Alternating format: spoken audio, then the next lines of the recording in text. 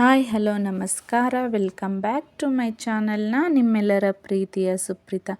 ಇವತ್ತಿನ ನನ್ನ ರೆಸಿಪಿ ಏನಪ್ಪ ಅಂದರೆ ಮೂಲಂಗಿ ಸಾಂಬಾರನ್ನ ಎಲ್ಲರೂ ಮಾಡ್ತಾರೆ, ಅದರಲ್ಲೇನು ಸ್ಪೆಷಲ್ ಅಂತೀರಾ? ಇದು ನನ್ನ ಸ್ಟೈಲಲ್ಲಿ ನಾನು ಮಾಡುವಂಥ ಸ್ಪೆಷಲ್ ಆಗಿರೋಂಥ ಮೂಲಂಗಿ ಸಾಂಬಾರು.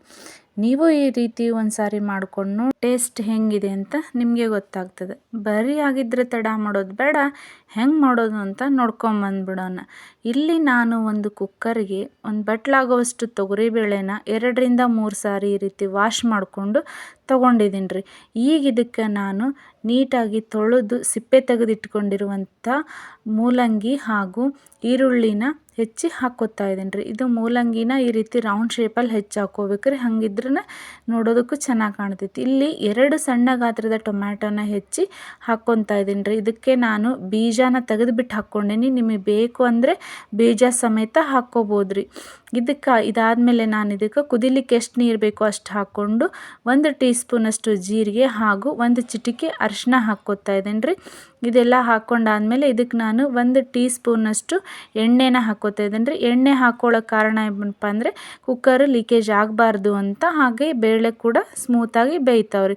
ಇದಾದಮೇಲೆ ಇದಕ್ಕೆ ನಾನು 3 ವಿಸಲ್ ಕೂಗಿಸ್ಕೊತೇನೆ ರೀ ಕುಕ್ಕರ್ನ. ಇದು ನೆಕ್ಸ್ಟ್ ನಾನು ಒಂದು ಸಣ್ಣ ನಿಂಬೆ ಹಣ್ಣಿನ ಗಾತ್ರದಷ್ಟು ಹುಣಸೆ ಹಣ್ಣನ್ನು ಈ ರೀತಿ 2ರಿಂದ 3 ಸಾರಿ ತೊಳೆದ್ಬಿಟ್ಟು ನೆನೆಯೋಕೆ ಇಟ್ಕೊತಾ ಇದ್ದೀನಿ ರೀ. ಈಗ ನೋಡಿರಿ ಕುಕ್ಕರ್ 3 ಸಾರಿ ವಿಸಲ್ ಹೊಡಿತಾ ಐತಿ. ಈ ರೀತಿ 3 ಸಾರಿ ಕುಕ್ಕರ್ನ ಕೂಗಿಸ್ಕೊಂಡಾದ್ಮೇಲೆ ಇದನ್ನು ಸ್ವಲ್ಪ ಆರೋದಕ್ಕೆ ಬಿಟ್ಟು ಆರಿದಾದ್ಮೇಲೆ ನಾನೀಗ ಕುಕ್ಕರ್ ಲಿಡ್ನ ಓಪನ್ ಮಾಡಿ ನಿಮಗೆಲ್ಲ ತೋರಿಸ್ತೀನಿ ರೀ ಬೇಳೆ ಯಾವ ರೀತಿ ಬೆಂದಾವಂತೇಳಿ. ನೋಡಿರಿ ಈ ಹದಕ್ಕೆ ಬೇಳೆ ಸಾಕ್ರಿ, ಬೇಳೆ ತುಂಬ ಸ್ಮ್ಯಾಶ್ ಆಗಬಾರ್ದ್ರಿ, ಅದು ಟೇಸ್ಟನ್ನ ಹೋಗ್ಬಿಡ್ತೈತಿ, ಅಷ್ಟು ಚೆನ್ನಾಗಿ ಅನ್ಸಂಗಿಲ್ಲ ರೀ. ಈ ರೀತಿ ಒಂದೊಂದಾಗಿ ಮೂಲಂಗಿ ಮತ್ತು ಬೇಳೆ ಬಾಯಲ್ಲಿ ಸಿಕ್ಕರನ ಅದಕ್ಕೆ ಮೂಲಂಗಿ ಸಾಂಬಾರಿಗೆ ಒಂದು ಟೇಸ್ಟನ್ನ ಚೆನ್ನಾಗಿರ್ತೈತಿ ರೀ. ಅದಾದಮೇಲೆ ನೆಕ್ಸ್ಟ್ ಈಗ ನಾವು ಒಗ್ಗರಣೆಗೆ ಒಲೆ ಮೇಲೆ ಒಂದು ಪಾತ್ರೆ ಇಟ್ಕೊಂಡ್ಬಿಟ್ಟು ಅದಕ್ಕೆ ಸ್ವಲ್ಪ ಎಣ್ಣೆನ ಹಾಕ್ಕೊಂಡು ಎಣ್ಣೆ ಕಾದಾದ್ಮೇಲೆ ಅದಕ್ಕೆ 1 ಟೀ ಸ್ಪೂನಷ್ಟು ಸಾಸಿವೆನ ಹಾಕ್ಕೋಬೇಕ್ರಿ. ಸಾಸಿವೆ ಚಟಪಟ ಅಂತ ಸಿಡಿದ್ಮೇಲೆ ಇದಕ್ಕೆ ಕರಿಬೇವನ್ನ ಹಾಕ್ಕೋತಾ ಇದ್ದೀನಿ ರೀ. ನೆಕ್ಸ್ಟ್ ಕರಿಬೇವಾದ್ಮೇಲೆ ಇದಕ್ಕೆ ನಾನು ಮೊದಲೇ ನೆನೆಸಿಟ್ಕೊಂಡಿರುವಂಥ ಹುಣಸೆ ಹಣ್ಣನ್ನು ಚೆನ್ನಾಗಿ ಸ್ಮ್ಯಾಶ್ ಮಾಡಿಬಿಟ್ಟು ಹಾಕ್ಕೋತಾ ಇದ್ದೀನಿ ರೀ.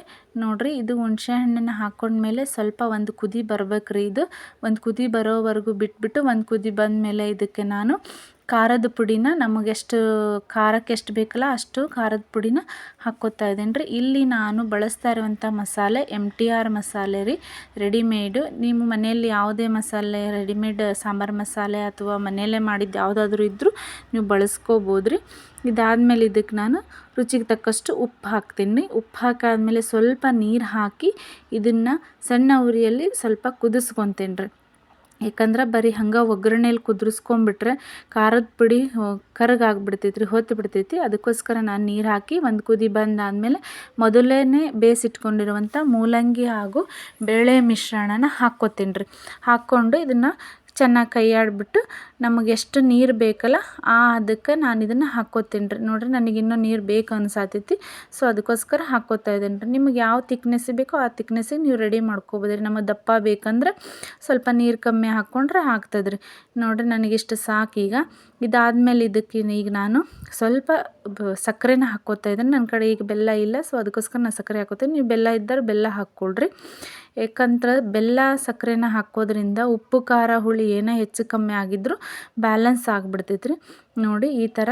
ಇದಾದಮೇಲೆ ಇದಕ್ಕೆ ನಾನು ಸ್ವಲ್ಪ ಕುದಿಲಿಕ್ಕೆ ಬಿಡ್ತೀನಿ ರೀ. ಇದು ಒಂದು ಕುದಿ ಬರಲಿ ರೀ. ಒಂದು ಕುದಿ ಬಂದಾದಮೇಲೆ ಇದಕ್ಕೆ ಸಣ್ಣಗೆ ಕೊತ್ತಂಬರಿನ ಈ ರೀತಿ ಕಟ್ ಮಾಡಿ ಹಾಕ್ಕೋತಿದ್ದೀನಿ ರೀ. ಈ ರೀತಿ ಮೇಲೆ ಕೊತ್ತಂಬರಿ ಕಟ್ ಮಾಡಿ ಹಾಕೋದ್ರಿಂದ ಸಾರು ಭಾಳ ಟೇಸ್ಟಿಯಾಗಿ ಬರ್ತೈತೆ ರೀ. ಈ ಕೊತ್ತಂಬರಿ ಹಾಕಿದಾದ್ಮೇಲೆ ಇದಕ್ಕೆ ನಾನೀಗ ನೆಕ್ಸ್ಟ್ ಹಸಿ ಕೊಬ್ಬರಿನ ಸಣ್ಣಗೆ ತುರಿದಿಟ್ಕೊಂಡಿದ್ನಿ ರೀ. ಆ ತುರಿದಿರುವಂಥ ಕೊಬ್ಬರಿನ ಈಗ ನಾನು ಇದಕ್ಕೆ ಹಾಕ್ತೀನಿ ರೀ. ಕೊಬ್ಬರಿನ ಮಿಕ್ಸರ್ಗೆ ಹಾಕೋ ಕೂಡ ಹಾಕ್ತಾರೆ ರೀ, ಬಟ್ ಮಿಕ್ಸರ್ಗೆ ಹಾಕೋದ್ರಿಂದ ಅಷ್ಟೊಂದು ರುಚಿ ಬರೋಂಗಿಲ್ಲ ರೀ. ಸೊ ಈ ರೀತಿ ತುರಿದು ಹಾಕ್ಬೇಕು ರೀ, ಮಸ್ತ್ ಟೇಸ್ಟ್ ಬರ್ತೈತಿ. ನಾನು ಅದಕ್ಕೋಸ್ಕರ ತುರಿದ್ಬಿಟ್ಟು ಹಾಕ್ಕೋತಾ ಇದ್ದೀನಿ ರೀ. ಇದು ಹಾಕಿದಾದ್ಮೇಲೆ ಸ್ವಲ್ಪ ಕುದಿಸ್ಕೋಬೇಕು ರೀ. ಎಲ್ಲ ಮಸಾಲೆ ಆಯ್ತು, ಖಾರ ಉಪ್ಪು ಎಲ್ಲ ಚೆಂದಾಗಿ ಬ್ಲೆಂಡ್ ಆಗ್ತೈತೆ ರೀ ಈ ರೀತಿ ಕುದಿಸೋದ್ರಿಂದ. ನೋಡಿ ಇದು ಕುದ್ರೂ ಸಹಿತ ಯಾವುದೇ ರೀತಿ ಉಕ್ಕಿಲ್ಲ, ಹೊರಗೆ ಚೆಲ್ಲಿಲ್ಲ ರೀ. ಫುಲ್ಲು ಇದು ತುಂಬಿದ್ರೂ ಕೂಡ ಈ ರೀತಿ ಉಕ್ಕಿ ಹೊರಗೆ ಚೆಲ್ಲಲಿಲ್ಲಪ್ಪ ಅಂದರೆ ಸಾಂಬಾರು ಒಳ್ಳೆ ಹದಕ್ಕಾಗಿದೆ, ಉಪ್ಪು ಹುಳಿ ಖಾರ ಎಲ್ಲ ಬ್ಯಾಲೆನ್ಸ್ ಆಗಿದೆ ಅಂತ ಅರ್ಥ ರೀ. ನೋಡಿರಿ ಎಷ್ಟು ಚೆನ್ನಾಗಿ ಬಂದೈತಿ ಸಾಂಬಾರು ಅಂಥೇಳಿ. ಇದನ್ನು ಮುದ್ದೆ ಜೊತೆ, ಅನ್ನದ ಜೊತೆ, ಚಪಾತಿ ಜೊತೆ, ರೊಟ್ಟಿ ಜೊತೆ ಎಲ್ಲದರ ಜೊತೆನೂ ತಿನ್ಬೋದು ರೀ. ಬಹಳ ಮಸ್ತ್ ಅಂದ್ರೆ ಮಸ್ತ್ ಇರ್ತೈತಿ. ನೀವು ಕೂಡ ಈ ರೀತಿ ಒಮ್ಮೆ ಟ್ರೈ ಮಾಡಿ ನೋಡಿ ಹೆಂಗೆ ಬಂತು ಅಂತ ನನಗೆ ಕಮೆಂಟ್ ಸೆಕ್ಷನಲ್ಲಿ ಕಮೆಂಟ್ ಹಾಕಿ ತಿಳಿಸಿ. ಈ ವಿಡಿಯೋ ನಿಮಗೆ ಇಷ್ಟ ಆಗೈತೆ ಅಂತ ತಿಳ್ಕೊತೇನೆ ರೀ. ಇಷ್ಟ ಆಗಿದ್ದರೆ ಖಂಡಿತ ವಿಡಿಯೋಗೊಂದು ಲೈಕ್ ಕೊಡಿ, ಶೇರ್ ಮಾಡಿ ಹಾಗೂ ಸಬ್ಸ್ಕ್ರೈಬ್ ಮಾಡ್ಕೊಂಡು ನನ್ನ ವಿಡಿಯೋಗಳನ್ನು ನೋಡಿ friends. Thank you to watching.